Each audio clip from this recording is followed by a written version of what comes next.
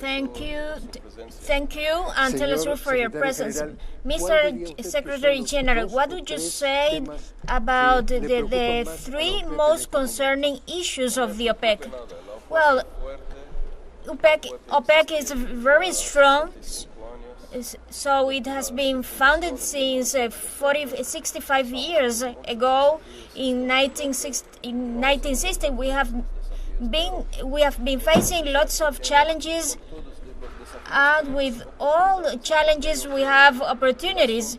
So the affair of the climate change is being tackled in a more pragmatic way in comparison with the latest 3 years. So there is more realism and pragmatism, and so lots of countries have been collaborating with us. You have seen today that we have a speech of the COP29.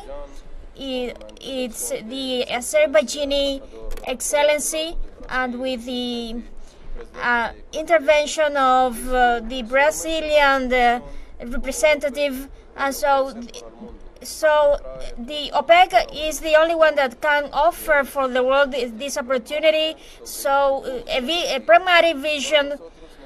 And so we would like that this platform in this seminar continue to be a platform that can attract many people from the energy industry of the member countries, of the countries that work together with us in the OPEC Plus, and other countries collaborating with OPEC, countries consumers of oil and energy. Everyone was here. We've got over 30 ministers, and it's a great honor for our organization to be able to gather all these debate on the today, in the last day, you revealed that issue that is called World Perspective of Oil by 2050, and so it is about the surge and of the oil production. And we are speaking that we will be ramping from, we will reach into 120 million barrels in 2050, and so the global south will be the main consumer, petrochemical industry, the tourism industry, aviation industry, and so it is remained the climate change and the environment. You said on your report that by 2050, in general speaking, the renewable energy would be only 14% of the total, and the energy produced by OPEC 53%. So the oil is at the epicenter in the spotlight of the world. So we can reveal for the world the outlook until 2050, which is clearly based on, firstly, on the growing of the population, of the global population. 8 million today, it will reach near 13 million by 2050. So, and the majority of the growth will be in developing countries, Asia, Latin America, Middle East. And secondly, the amount of the global economy will be ramping up, will be doubled from today. And thirdly, urbanization till 2030. So there are just 4 or 5 years till 2030. So there will be 5 million people. So we have to create new cities worldwide. And so we have to care for the energy they will consume. Cars, planes, airports, everything all logistics will need kinds of energy, so that's the outlook, that we have to invest a lot. The oil sector just needs $18 million by 2050,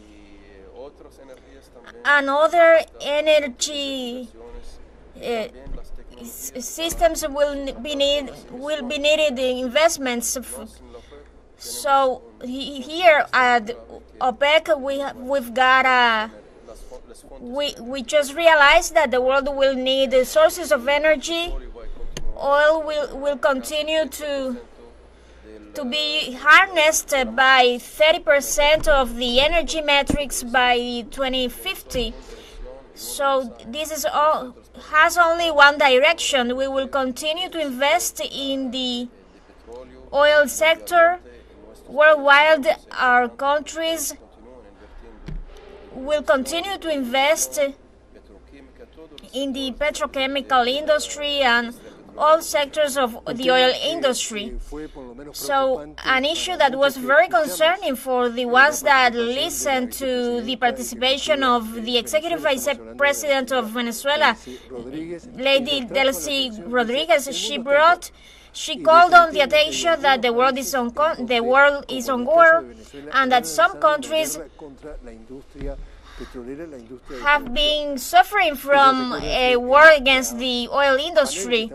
And so there were three other participants: Iran, Venezuela, Libya, and the three countries are on the spotlight, are just suffering from sanctions, and 26% of the oil-producing countries are under unilateral sanctions, and so 43% of the oil-producing countries are under unilateral sanctions, and this produces that the world is just losing a huge demand of energy, and these countries that can supply this demand are just sanctioned. And so, well, firstly, I would like to thank Delcy Rodriguez for her presence, for her attendance and participation here, which has been a very important participation because Venezuela is a founder country of the OPEC,